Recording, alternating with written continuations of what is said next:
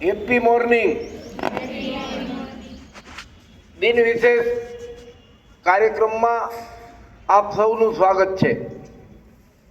આજે 31 ડિસેમ્બર એટલે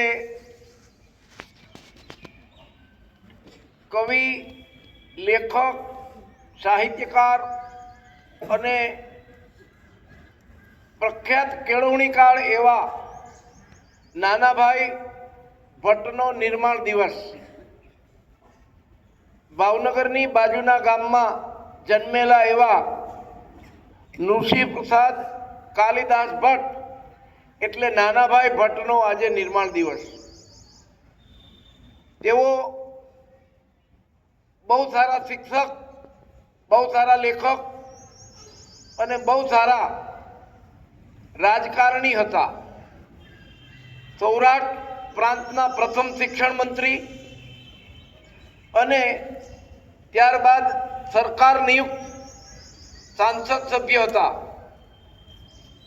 ગુજરાતની બહુ મોટી બે કેળવણીની સંસ્થા લોકભારતી સણોસરા અને દક્ષિણામૂર્તિના સ્થાપક એવા આ નાનાભાઈ ભટ્ટને સરકારશ્રી દ્વારા પદ્મશ્રી પુરસ્કાર એનાયત કરવામાં આવ્યો હતો।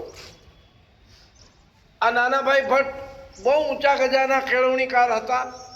આ બંને સંસ્થાઓ એ એક નવા પ્રકારની શિક્ષણ પદ્ધતિ, એક નવા કેળવણીના પ્રયોગોની સંસ્થા એટલે લોકભારતી સણોસરા અને દક્ષિણામૂર્તિ।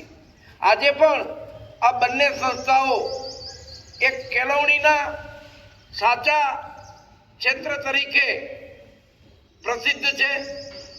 ત્યાં અભ્યાસ કરવો એ એક મોટો લાવો છે। એટલે આ રીતે આજના દિવસે આપણે નાનાભાઈ ભટ્ટને યાદ કરીએ। બીજા છે થોમસ આલ્વા એડિસન કે જેણે 31 ડિસેમ્બર 1879ના દિવસે ઇલેક્ટ્રિક બલ્બની શોધ કરી। આ અમેરિકન વૈજ્ઞાનિકે 1000 કરતાં વધુ શોધો કરી છે અને બહુ મજાની અને મોટી આપણા માટે પ્રેરણાની વાત એ છે કે આ બલ્બની શોધ કરવામાં 10,000 નિષ્ફળતા મળી છતાં પણ તેણે અંતે શોધ પૂર્ણ કરીને જ જંપ્યા। 10,000 નિષ્ફળતા સુધી ડેગ્યા વગર પોતાનો જે નિશ્ચય હતો એને વળગી રહીને અંતે પણ એણે આ ઇલેક્ટ્રિક બલ્બની શોધ કરી।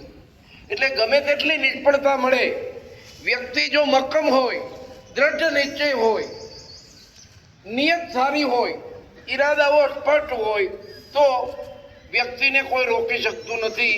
એ વાત આ થોમસ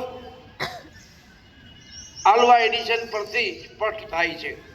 એટલે આ રીતે આ બે બાબતોને આપણે યાદ કરીએ। ધન્યવાદ। ભારત માતા કી જય। જય જય સ્વદેશી।